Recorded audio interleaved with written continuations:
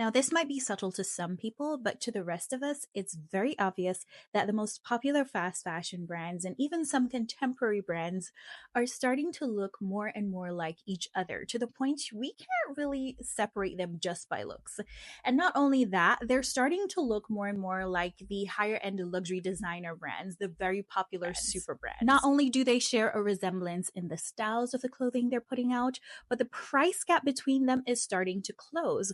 Once upon a time, you would never see a fast fashion brand price a single item over $100. Now we're seeing several of their lines starting at $100.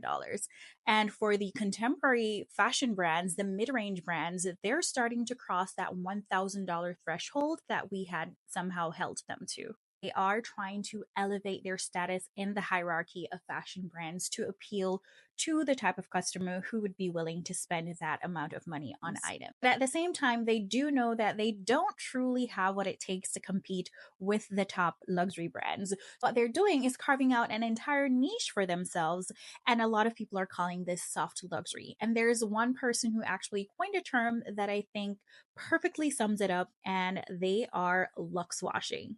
This video, I'm going to highlight 4 brands that I've personally noticed soft launching themselves into this soft luxury category. Most recently, H&M caused quite a stir, especially on social media with their autumn-winter 2024 drop. It was such a buzz to the point where I found myself in an H&M store after many months of not visiting. And having seen the pieces for myself, I come to the realization that what they had was a really great campaign. And they were able to use this campaign to create that buzz and to insinuate that they are stepping up in terms of their status in the hierarchy of fashion by using models that looked high fashion. They used backgrounds.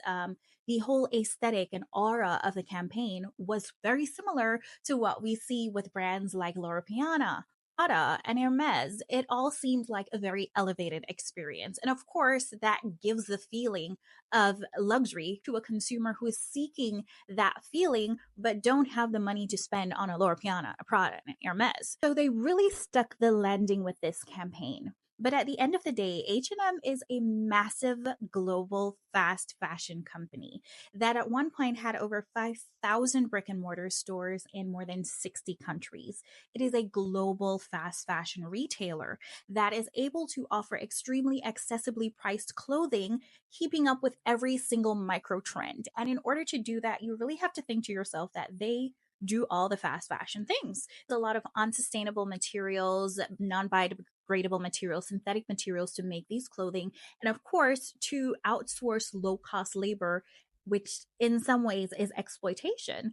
So it is luxe washing because you're looking at it feeling luxurious, but at the end of the day, it's still fast fashion.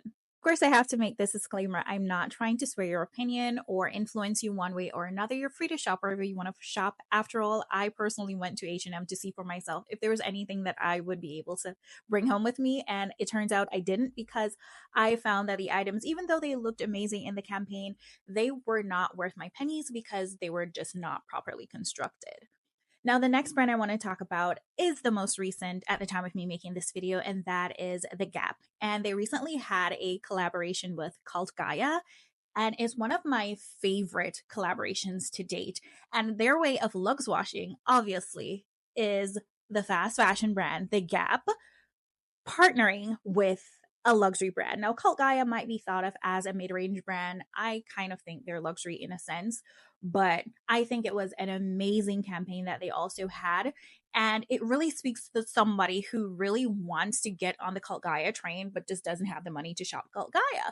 But you shop with the Gap. Now, I haven't been to the Gap in a long time either. I was having issues with their clothing in terms of the quality and how long it lasts. But this Cult Gaia X Gap drop really struck something in me, and I'm actually gonna go out right after this to go and see what they have. I've been looking online, and I think that their luxe washing comes in with the fact that they are, like H&M, a fast fashion company that uses a lot of low cost items to make these things. And then of course they're gonna have to mark it up because they're partnering with a mid-range low tier luxury brand. But I reckon we're going to see a lot more of this in the future as the luxury brands are struggling and the fast fashion brands are just going to continue to be cutthroat. So look out for way more collaborations because they really do have to enter into this new niche of soft luxury to target the mass audience that's going to keep feeding into all these little micro trends and, of course, into a name, a label on their items. The third brand I want to talk about is Banana Republic, and I've loved Banana Republic for years. And unlike the other two brands I just mentioned, they have always, in my eyes, had that luxury aesthetic. They always had the old money, understated, quiet luxury vibe, but at affordable pricing. But the way I think they are soft launching themselves into the soft luxury space is the way they set up their stores as well as their online experience. Now, when you enter a Banana Republic store, there are less items on display and more space, more decor, more ambiance. Even the store associates are starting to look and act more like you would expect in a higher end department store. They're not as pushy, they're very welcoming, they're very nice. And I know some people are going to say, oh no, the other stores are like very snobbish. That's not always the case, I promise you.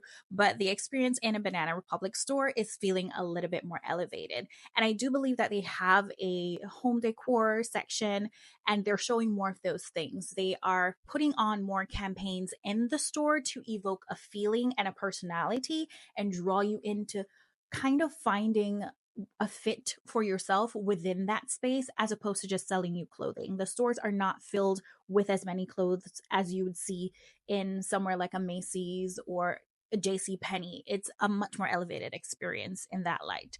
Additionally, their online experience is very similar. It's less so of here are the clothes, buy me, buy me, buy me, and more of a vibe, a ambiance, a story, a campaign is really what they're putting on these days. And you can see that in just the feel of even just going through, scrolling through, it feels more calming in a sense. It's not a lot of input. And that's what you find with a lot of the other higher end designer brands. There's less, and less is more when it comes to luxury because it gives the appeal of this is all you will ever need. This is the one thing that's going to make your life so much more amazing. So you should invest in this. It's going to be worth your money instead of, oh, look at all these millions of things you can buy millions of them. It kind of feels not as special. Fourth and final brand is DKNY, and that is Donna Karan of New York's diffusion line. Now, Donna Karan was a high-end luxury brand that was popular in the late 80s, early 90s.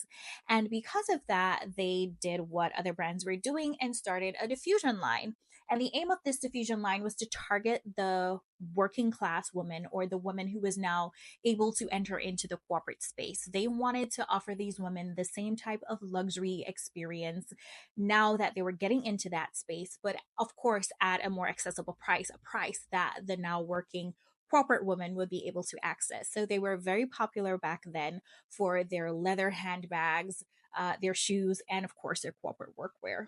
However, like a lot of diffusion lines, their downfall came when they started to just make every single fashion item and accessory you can think of. They started churning out every single piece and changing their logos constantly. They lost their identity. And of course, you end up in the sale section of a huge retail store that nobody really goes to. But recently, I've noticed a complete rebrand. Well, but recently, I've noticed a complete rebrand, a total overhaul, and a fresh new take on DKNY. In Macy's, their section is the most luxurious section in that retail store. They've changed their logo. They've taken on the less is more strategy that the other higher end luxury brands do.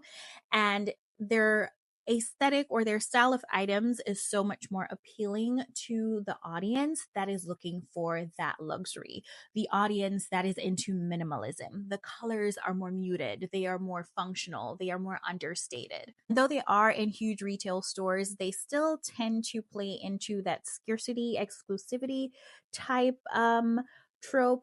And so that is so much more appealing for a customer who's looking for this. And they're now appealing to the customer who's a corporate girly who doesn't have that amount of money to spend or doesn't want to spend that amount of money, but still have that chic corporate girl look that is actually pretty popular right now, but is way too costly from a brand like Kate or The Row. But again, at the end of the day, this is still a fast fashion brand, and I still have my own reservations about them. As much as I'm drawn to the pieces, I still find that they're not consistent in terms of the quality of the items that they do offer.